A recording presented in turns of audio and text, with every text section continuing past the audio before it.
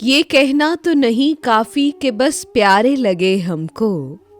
गजल अहमद मुश्ताक, आवाज सादिया रफीक, पेशकश दानिशसरा। ये कहना तो नहीं काफी कि बस प्यारे लगे हमको, उन्हें कैसे बताएं हम कि वो कैसे लगे हमको।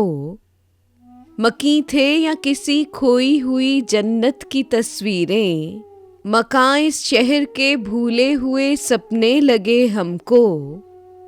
हम उनको सोच में गुम देख कर वापस चले आए, वो अपने ध्यान में बैठे हुए अच्छे लगे हमको।